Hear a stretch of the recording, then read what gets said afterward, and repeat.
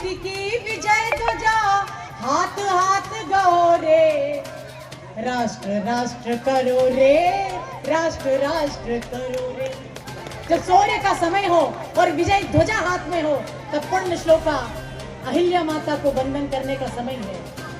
आज माना जाए तो यह समाप्ति और समापन का अवसर है आज जन्म जयंती का, किंतु संपूर्ण भारत और सनातनियों के लिए यह प्रारंभ का समय है, क्योंकि किसी ने कहा है कि चेतना का राज हो, एक ही आवाज हो, धर्म की ध्वजा रहे, कर्म का साम्राज्य हो, भाल पर तना हुआ जगत गुरु का ताज हो और स्वर्ग सी मई बहे विश्व में महा।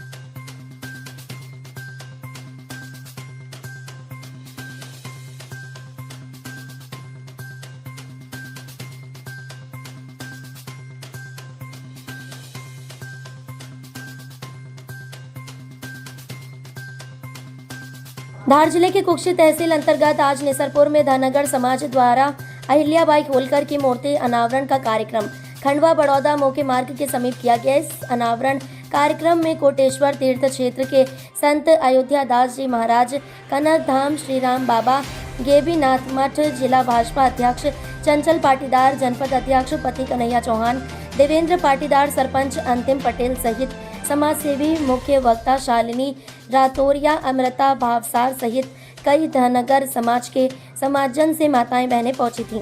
इस कार्यक्रम की शुरुआत मां सरस्वती के चरणों में पुष्पांजलि अर्पित कर मां अहिल्याबाई होलकर की मूर्ति का अनावरण हुआ। सभी ने इस मूर्ति अनावरण पर डीजे से नाचते गाते हुए इस कार्यक्रम का समापन किया। आज के परिप्रेक्ष्य में सबसे पहले तो मैं ये कहूँगी कि ये जो मूर्ति का अनावरण है ये केवल निसरपुर नगर या विकास खंड नहीं, अपितु संपूर्ण मध्य प्रदेश, संपूर्ण राष्ट्र इस मूर्ति की आराधना करके अहिल्या को अपने जीवन में अंतस में उतारेगा। हम किसी व्यक्तित्व को केवल पढ़ने, लिखने और सुनने तक निर्भर नहीं रहे, अभी तो आने वाले कई युगों तक इसके जीवन वृत्त को अंतस में धारण करें।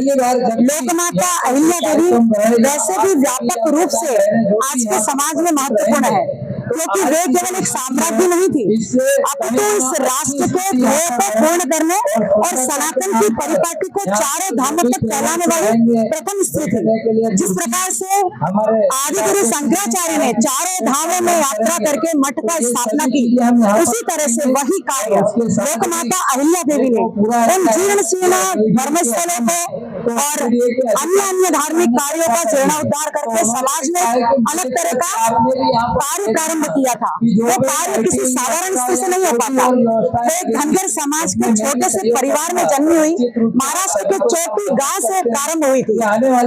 पेशवा के प्रतापी सम्राट मल्हारराव होलकर ने जब उनको शंकर भगवान के मंदिर में चौंडी गांव में देखा तो सीधे उन्होंने उनकी विनम्रता, उनकी सरलता, उनकी सहजता, उनकी समग्रता को देख करके ये कहने का संकल्प लिया कि मेरे पुत्र की पत्नी यानी मेरी पुत्रवधू यही बालिका होगी।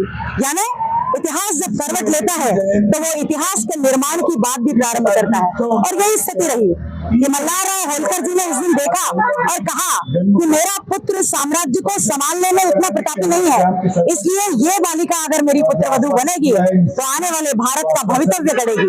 समाज का कोई भी क्षेत्र हो, राष्ट्र का कोई भी क्षेत्र हो, धर्म हो, समाज हो, संस्कृति हो, सनातन हो, धर्मकांड हो, चित्रकला, मूर्तिकला, स्थापत्य हो, किसी क्षेत्र को उन्होंने अछूता नहीं छोड़ा। हर क्षेत्र में उन्होंने नए संसाधन, नए क्षेत्र अपनाए और एक संपूर्ण स्त्री अपने जीवन काल में देवी होकर के स्थापित हो जाए, ऐसा केवल और केवल लोक माता अहिल्या देवी को ही माना जाता है। जय श्री राम, वंदे मातरम। आज न्यायप्रिय, धर्मपरायण और पुण्य श्लोका लोकमाता अहिल्याबाई की 300वीं जयंती है।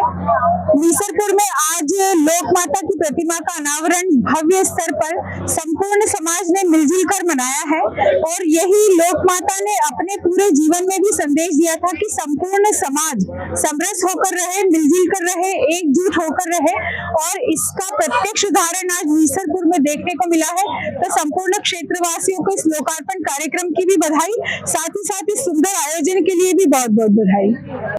धामनोद समाचार के सभी वीडियोस पाने के लिए हमारे चैनल को भी सब्सक्राइब करें, साथ ही पास में बने हुए बेल आइकन पर प्रेस करो, नोटिफिकेशन पर क्लिक करें ताकि सभी वीडियोस के नोटिफिकेशन आप तक तुरंत पहुंच पाए। आप हमें फेसबुक पर भी फॉलो कर सकते हैं।